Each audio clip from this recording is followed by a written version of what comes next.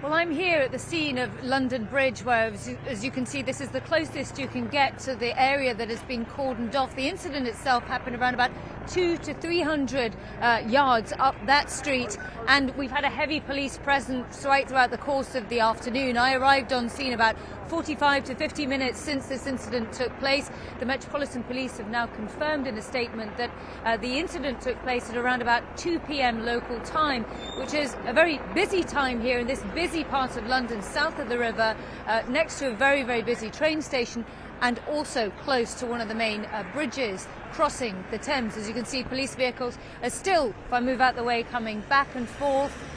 We've also got a heavy police presence in terms of marked and unmarked officers, marked and unmarked cars that have been coming throughout the course of the day. And as you can see here, there you go, another unmarked car.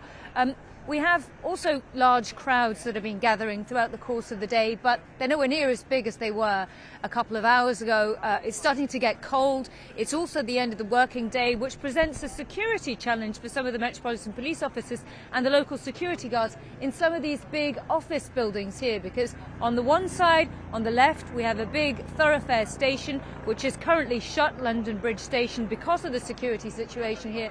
On the right, we have many different office buildings, and a lot of the people inside those buildings, actually many of them, those buildings overlook the bridge, and they witnessed this incident firsthand. They've been cooped up inside some of those office buildings for the last 4 hours, and gradually they're being allowed to leave, as you can see behind there. Some of them earlier were being escorted by some of these yellow and orange vested extra security staff that have been put on to work with the Metropolitan Police to escort people to safety. Now, I want to bring in a witness here who is actually just leaving London Bridge when this incident took place. Olivia Bizot, you saw or heard most of what happened. Yeah, so I was on my bike and very close to the bridge. And I was coming from this way. I was on the bridge like 30 minutes before, and then I did a loop and I was coming towards it, and I was just here and heard explosions, but initially thought it was just construction or something. I had no idea it was going to be gunshots. And then the police came and were blocking all the cars, and so got off my bike, and then all of a sudden floods of people were coming and running, sprinting towards me, all hugely panicked, incredibly afraid. And when I had no idea what was going on, and asked a few of them what was happening, and then one of them said gunshots, but a lot of them, just a lot of panic. So initially you thought that this was something like an explosion. Is that what you said you heard? Yes. I just bangs, and I didn't realise it at all that it was gunshots at first. How does that make you feel with hindsight? Afraid? Really, afraid. You've been in a situation like this before, haven't you? Yeah, I was also at the Boston Marathon bombings in 2013, and very similar, where I was at the finishing line half an hour before it happened, and then went into the Cheesecake Factory, and then voices told us to evacuate, and then similarly, like when walked out, a whole flood of people were just sprinting in absolute panic. So very similar energy of fear. So you felt the same thing. Were there children among the crowds? I mean, I know that when I arrived here, managed to get to this cordoned off part by taxi. Immediately I was approached by a mother and child, very distressed, who'd witnessed what had gone on and were desperate to get out of the area. Yeah, all sorts. Everyone was just sprinting. Also, I met one of the people who, when things calmed down, who told me that all the buildings were also, a lot of them were being evacuated. He came from the office and everyone was told to evacuate. So all of it, like, huge amounts of people were just sprinting and running, and yes, kids and lots of, And the police, how quickly did they start cordoning things off and pushing people back? Well, really fast, because when just as it happened, the police were already telling us, but I don't think the police knew what was going on, but they were told to block the roads, and they were blocking all the cars, and they were asking me to get off my bike, and So just to go back to your memories of the Boston bombings a number of years ago, I mean, you must feel lucky to have had a near brush twice. Yes. Very lucky, but also incredibly afraid, as in it's not a nice feeling to be of a whole, just the fear of all the people running.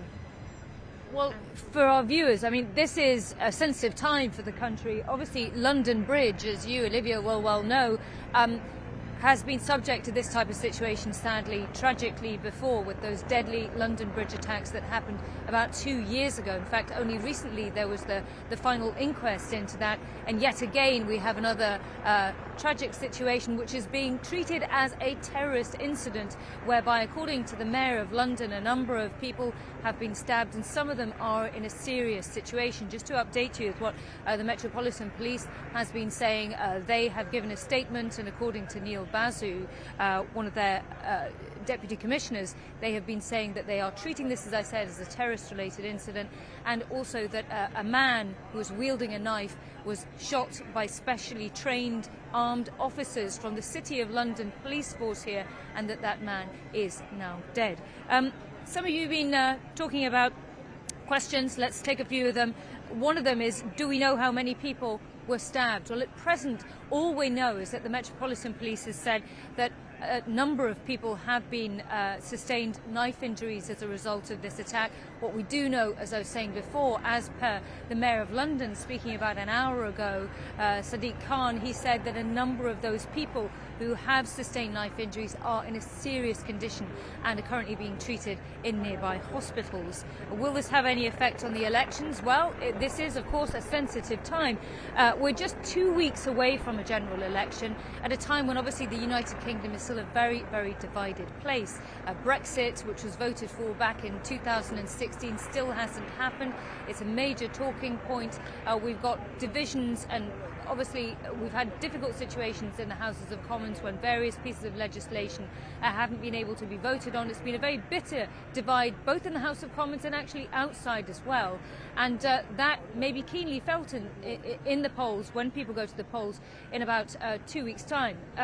The last time there was an attack here in London Bridge, that again was about 1 week before a general election. So these are sensitive times. I should also point out that this is a day when a lot of people have come shopping. It's also close to the holiday season. It is Black Friday, which is the start of the Christmas shopping season. So there will be some people, just on my left there's a big shopping mall as well. There will be some people who've been here for tourism reasons, some people who will have been here to see the nearby Borough Market, some people who work in office buildings like this, and also some people who will have come shopping as well.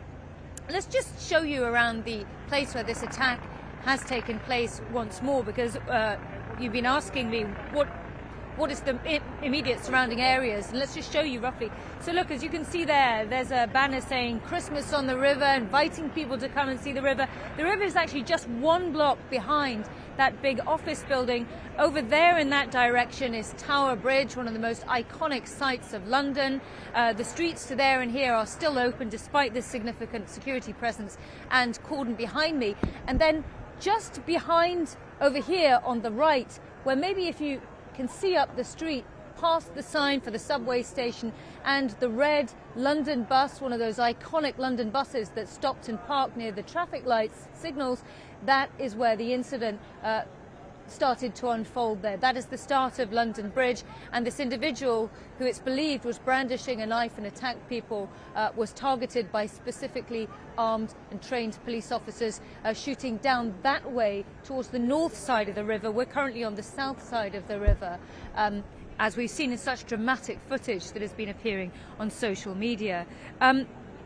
Also, Sherry asks why they're thinking that this is a terror attack as opposed to just, quote here, a crazy person. Well, we just can't rule out whether or not this individual had mental health issues. That the police force, the Metropolitan Police Force, that has overall command over counter-terrorism policing in the United Kingdom, has made it clear that they're treating this as a terrorist incident for precautionary measures at this very point.